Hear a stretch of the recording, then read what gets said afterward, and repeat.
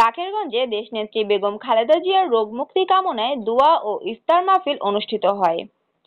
সাবেক প্রধানমন্ত্রী ও বিএনপির চেয়ারপারসন বেগম খালেদা জিয়ার রোগ মুক্তি কামনা এবং বাকেরগঞ্জ উপজেলা জাতীয়তাবাদী কৃষক দলের প্রতিষ্ঠাতা সভাপতি বিশিষ্ট সমাজসেবক মরহুম মোহাম্মদ হাবিবুর রহমান মাতব্বরের স্মরণে দোয়া ও ইফতার মাহফিল অনুষ্ঠিত হয়েছে। শনিবার 22শে মার্চ বিকেল 5টায় বরিশাল বাকেরগঞ্জের বাহাদুরপুর ইউনিয়নে এই দোয়া ও মাহফিল আয়োজন করে বাংলাদেশ জাতীয়তাবাদী দল বিএনপির বাকেরগঞ্জ উপজেলা ও পৌর শাখা।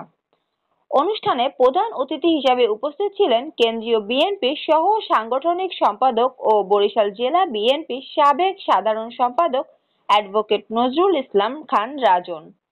এই সময় আরো উপস্থিত ছিলেন বরিশাল জেলা বিএনপির শীর্ষ নেতা রকিবুল ইসলাম শাহীন, অ্যাডভোকেট আক্তার হোসেন মেবুল, আলহাজ শওকত হোসেন হাওলাদার, মতিউর রহমান মোল্লা, মোজাম্মেল হোসেন হাওলাদার, আলহাজ আব্দুল মালেক শিকদার, সাবেক সহ-সভাপতি বাকেরগঞ্জ উপজেলা বিএনপি। এ সময় বক্তারা বলেন, বিএনপির চেয়ারপারসন বেগম খালেদা জিয়ার রোগ মুক্তি ও সুস্থতা আমাদের সকলের কাম্য। তার নেতৃত্বেই বাংলাদেশ পুনরায় গণতন্ত্রের পথে এগিয়ে যাবে। অনুষ্ঠানে মরহুম হাবিবুর রহমান মাতব্বরের আত্মার মাগফিরাত কামনায় বিশেষ দোয়া ও মুনাজাত অনুষ্ঠিত হয়। Desk report, live TV.